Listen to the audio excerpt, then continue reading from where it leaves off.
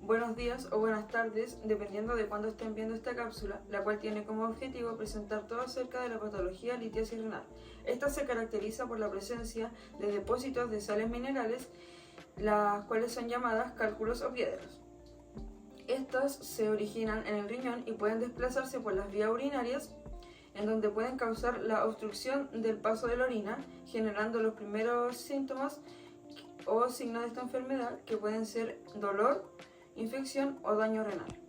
Esta patología se caracteriza por ser una condición común que afecta alrededor del 12% de la población mundial. Además, afecta mayormente a países industrializados y regiones con climas cálidos y secos. En cuanto a la clínica, esta es importante ya que puede generar complicaciones graves como lo son la insuficiencia renal crónica, sepsis o urosepsis, además de generar un mayor riesgo en patologías cardiovasculares. En cuanto a la epidemiología, la prevalencia de la litiasis renal depende según región geográfica, sexo, raza, edad, factores ambientales y factores dietéticos. En cuanto al sexo y la edad, se estima que entre un 10 a un 15% de la población adulta ha tenido al menos un episodio de litiasis renal en su vida, siendo más frecuente en hombres que en mujeres en una relación 2:1 y en edades comprendidas desde los 30 a los 50 años. En cuanto a la distribución geográfica, como se mencionó anteriormente, existe una mayor incidencia en regiones con climas cálidos y secos, como el Medio Oriente, el sur de Europa, África, Asia Central y Meridional y América Latina. Esto se debe a que la deshidratación favorece a la concentración de sales minerales en la orina y la formación de cálculos. En cuanto a la incidencia, esta ha ido en aumento en las últimas décadas en países industrializados debido a las profundas modificaciones en hábitos dietéticos y estilos de vida caracterizados por una alta ingesta de calorías sumada a la falta de actividad física, entre otros factores de riesgo. Las tendencias en la incidencia y en la prevalencia de la litiasis renal muestran un aumento progresivo en las últimas décadas debido a los cambios de estilos de vida, al envejecimiento de la población, a la obesidad y la diabetes. En cuanto a la etiología, vamos a tener que la principal causa de la litiasis renal es la supersaturación de la orina con sales minerales, las que van a precipitar y se van a formar cristales. De estas sales minerales vamos a tener al calcio, que es el más frecuente, también vamos a tener al ácido úrico, a la cistina y al fosfato amónico magnésico. En cuanto a los factores que van a promover esta supersaturación, tenemos a un pH urinario alterado, también tenemos a la presencia de elementos que van a promover o inhibir la cristalización. También vamos a tener una alta excreción urinaria de sales minerales y por último una baja ingesta de líquido. Con respecto a los factores de riesgo de la litiasis renal, estos se van a clasificar en diferentes categorías y vamos a tener primero que nada a los factores genéticos, que van a consistir en alguna alteración en el metabolismo, ya sea del calcio, de la cistina o del ácido úrico, como van a ser el hiperparatiroidismo primario, la gota o la cistinuria. En cuanto a los factores metabólicos, vamos a tener que estos están relacionados con enfermedades que alteran el equilibrio ácido-base de nuestro organismo, tales como la diabetes mellitus, la insuficiencia renal crónica y las infecciones urinarias recurrentes. En cuanto a los factores ambientales, tenemos que estos están relacionados con los hábitos dietéticos inadecuados, tales como un alto consumo de sodio, de proteínas de origen animal, de purinas o también de oxalatos. Y por otro lado vamos a tener a un bajo consumo de agua. Y por último, en cuanto a los factores anatómicos, vamos a tener distintas anomalías congénitas o adquiridas que van a afectar a nuestro tracto urinario, tales como el reflujo vésico-uretral, las estenosis uretrales o los divertículos. La patogenia de la litiasis renal es multifactorial e involucra alteraciones en el mecanismo de regulación de la solubilidad de la orina y la cristalización de sales minerales en la orina, incluyendo lo que son los inhibidores y favorecedores de la cristalización. La solución favorable para la urolitiasis es la solución saturada, una disolución que contiene la concentración máxima posible, es decir, si se añade un poco de esta sustancia, esta va a precipitar y generar cristalización. Esta concentración es denominada la solubilidad termodinámica. Los factores que favorecen la cristalización, aparte de la sobresaturación, son el pH urinario, la falta de hidratación, las alteraciones metabólicas, las infecciones urinarias y las alteraciones anatómicas. Los factores que inhiben la cristalización son sustancias protectoras que se encuentran en la orina, como lo son el citrato, el magnesio, el pirofosfato y las glicoproteínas. Cuando los factores favorecedores superan a los inhibidores, se va a generar lo que es el cálculo urinario, que va a contemplar la saturación, la supersaturación, la nucleación, el crecimiento, la agregación de los cristales, la retención y finalmente la formación del cálculo. Ahora vamos a explicar las etapas antes mencionadas. Vamos a partir por la nucleación. Este es el proceso por el cual se van a formar los primeros cristales de sales minerales disueltas en la orina. Este proceso va a depender de los factores antes mencionados: la supersaturación de la orina, el pH urinario y además la presencia de inhibidores o favorecedores de la cristalización. Si cristales de una misma especie forman un núcleo, lo vamos a llamar nucleación homogénea. Sin embargo, cuando tenemos una solución compleja, como es la orina, cristales del mismo tipo van a arrastrar los de otro tipo para así formar un núcleo. Y esto lo vamos a llamar nucleación heterogénea. Luego tenemos la agregación. En esta etapa, los cristales se adhieren al núcleo para formar un cálculo más grande. Después tenemos el crecimiento, en el cual los cristales van a aumentar de tamaño ya que van a incorporar más sales minerales de la orina. Este proceso va a depender de la persistencia de la supersaturación, del tiempo de contacto del cristal y la orina y finalmente de la presencia de inhibidores o favorecedores del crecimiento. Antes de finalizar este proceso, vamos a tener la retención de los cristales, en el cual los cristales se van a adherir a la superficie del tracto urinario para formar los cálculos. Este proceso va a depender del tamaño, de la forma, de la composición de los cristales, de la anatomía y motilidad del tracto urinario y de la presencia de sustancias que van a inhibir o promover la adhesión. La litiasis renal se desarrolla y progresa cuando los tres procesos se presentan de manera simultánea y repetida, dando lugar a la formación de cálculos de diferentes tamaños, forma y composición. Los cálculos pueden permanecer asintomáticos en el riñón o van a desplazarse por el tracto urinario generando una obstrucción, infección y daño renal. Respecto a esto podemos encontrar distintos tipos de patogenia. Tenemos la supersaturación, que es cuando la concentración de una sustancia aumenta y llega a tal punto en que la orina es incapaz de mantenerla en solución. Por lo tanto, se va a generar la nucleación espontánea del cristal y estos pueden agregarse y así formar el cálculo.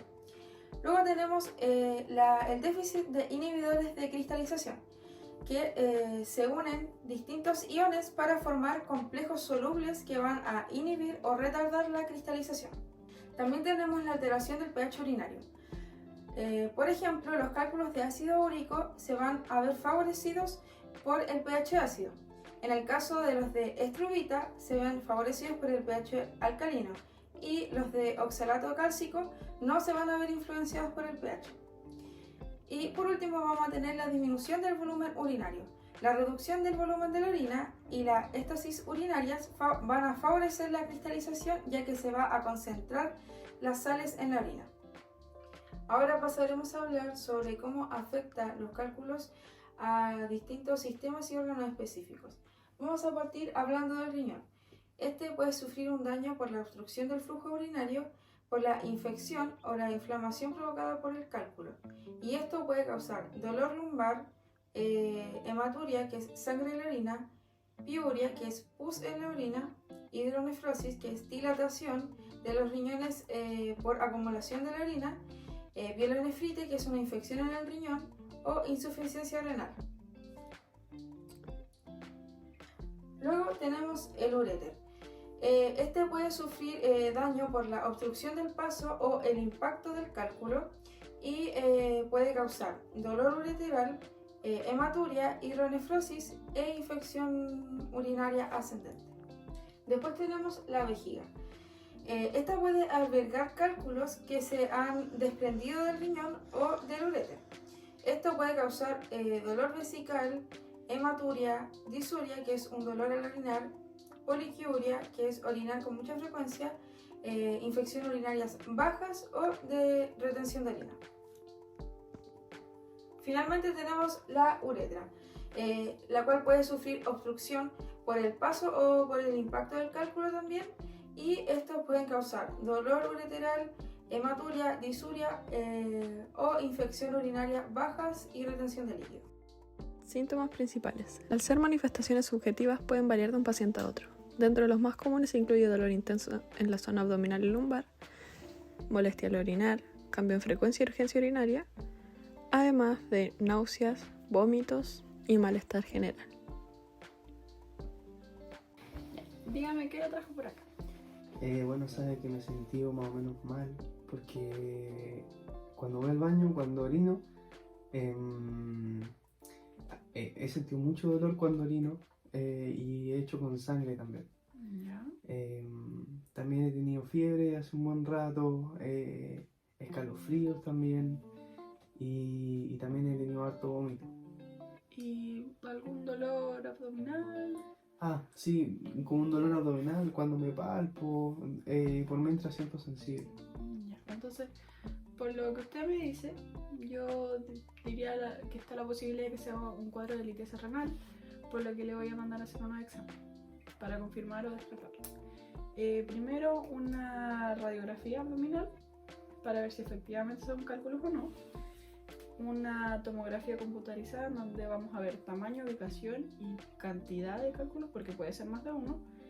Y una ecografía renal en donde también vamos a ver si es que hay cálculos, además de evaluar su función renal. ¿Y qué hay con la orina? También lo voy a hacer unos exámenes de orina en donde vamos a descartar cualquier cosa. Muchas gracias. Bueno, en relación al diagnóstico, este se basa en la historia clínica, el examen físico, el análisis de laboratorio y pruebas de imagen, con el objetivo de identificar la presencia, el número, el tamaño, la forma y la localización de cálculos, además de posibles complicaciones o causas subyacentes. Los criterios diagnósticos específicos son la presencia de cálculos en el tracto urinario, confirmada por alguna prueba de imagen, y la presencia de síntomas compatibles. Y las pruebas de laboratorio que se utilizan para confirmar pueden ser análisis de orina para detectar hematuria, piuria, cristaluria e infección, análisis de sangre para evaluar la función renal e inflamatoria, y el análisis de cálculo para determinar su composición química y orientar el tratamiento preventivo. Las pruebas de imagen para confirmar son las radiografías de abdomen, en la que los cálculos se verán radiopacos, una ecografía renal y vesical en que los cálculos se van a ver radiolúcidos y se va a ver el grado de obstrucción e hidronefrosis, y una tomografía computarizada para detectar cálculos de cualquier tipo y localización y descartar otras causas de dolor abdominal. Respecto a la diferenciación de condiciones similares, estas serán en base a la correlación de datos clínicos, analíticos y radiológicos, y se excluirán otras causas de dolor abdominal lumbar como apendicitis, diverticulitis, colecistitis, pancreatitis, hernia discal, etc. Bueno, ahora en cuanto al tratamiento, ¿quiere que se lo mencione solamente o se lo explico un poco? ¿Me lo puede explicar un poquito, por favor? Por ahora yo sugiero iniciar con algo no farmacológico, que sería básicamente mejorar su dieta. Vamos a aumentar el consumo de agua, vegetales y fibras y disminuir la sal y proteínas animales. Si esto no funciona, vamos a pasar a lo farmacológico, que primero le voy a recetar analgésicos para disminuir el dolor y también fármacos para que promuevan la dilución de estos cálculos y prevenir la formación de nuevos. Y si esto tampoco funciona y ya pasa algo grave, cálculos grandes, vamos a pasar a lo quirúrgico, en donde tenemos 4 opciones. Tenemos la litotricia extracorpórea con ondas de choque, que es para romper cálculos y fragmentarlos para que puedan salir fácilmente. Tenemos la ureterorrenoscopía, que también es para romper cálculos que podrían estar en su uretra a través de un ureteroscopio, a través de energía láser. No es tan terrible como suena, tranquilo. Y también tenemos la nefrolitotomía percutánea, en donde se haría una punción en su zona lumbar para acceder a su cavidad renal y así poder fragmentar el cálculo. Y si ya pasamos a la etapa grave, sería como última opción la cirugía laparoscópica, en donde le vamos a extirpar el cálculo que a este nivel ya sería uno grande. Yo creo que voy a tomar agüita y voy a comer mejor. Pero cualquier cosa le aviso y vuelvo y le cuento. ¿Bueno? Claro. Oiga, y según su experiencia, ¿cómo es el pronóstico de la enfermedad? La verdad es que es un pronóstico bastante bueno. En general, los cálculos se expulsan sin dolor, varía el tiempo, algunos días, semanas. Y bueno, la verdad es que si usted sigue las recomendaciones que yo le di, es muy difícil que vuelvan los cálculos. Oiga, ¿y qué ocurre si se llega a complicar? Bueno, hay distintas opciones de complicaciones. Tenemos por infecciones, que bueno, si llega a una infección grave puede llegar a causar una sepsis urinaria. Si es una complicación por obstrucción, bueno, si es parcial va a pasar desapercibida, pero si es una completa, puede llegar a afectar la función de su riñón y dejar de funcionar correctamente. Y bueno, si ya es una complicación grave, va a ser una insuficiencia renal crónica, que ya sería candidato de diálisis y de trasplante de riñón, pero eso ya es muy difícil que pase.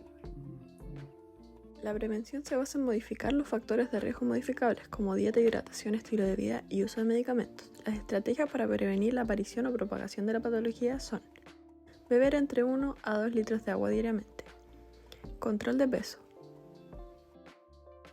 no abuso de la sal, puesto que la probabilidad de tener cálculos en los riñones aumenta cuando se consume más sodio. Consumo moderado de proteínas animales, puesto que su consumo puede aumentar la probabilidad de padecer cálculos renales. Evitar los alimentos ricos en oxalato como el cacao, el café y las frutillas.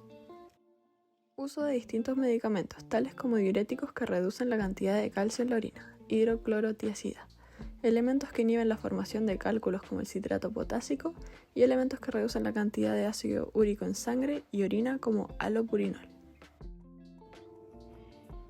En cuanto a las investigaciones y avances relacionadas con la patología estudiada, tenemos un estudio publicado en 2021 por Wen et al. Que evaluó la eficacia y la seguridad de la litotricia intracorpórea por láser de pulso corto y pulso largo, en la que se dio como resultado que ambos tipos de láser tienen una alta tasa de éxito y una baja tasa de complicaciones, pero el láser de pulso corto tiene una mayor eficiencia y una menor duración del procedimiento. Por otro lado, un estudio publicado en 2020 por Liu et al. Exploró el potencial de la nanomedicina para el tratamiento de la litiasis renal. Los autores propusieron el uso de nanopartículas que puedan penetrar los cálculos, liberar agentes terapéuticos o facilitar su fragmentación. Los autores revisaron avances y los desafíos de esta estrategia y así como se va a poder aplicar en la clínica. Un estudio publicado en el 2019 por Li et al. Investigó el papel de la terapia génica en el tratamiento de la litiasis renal. Los autores utilizaron un vector viral para producir un gen que codifica una enzima que previene la formación de estos cálculos, específicamente de oxaloacetato en ratones. Los resultados mostraron que la terapia génica redujo significativamente la incidencia y el tamaño de los cálculos en los ratones tratados. Una investigación reciente relacionada con esta patología evalúa el papel de la microbiota intestinal en la formación de los cálculos renales. Según este estudio, algunas bacterias intestinales podrían modificar el metabolismo del oxalato y alterar el equilibrio entre su absorción y excreción.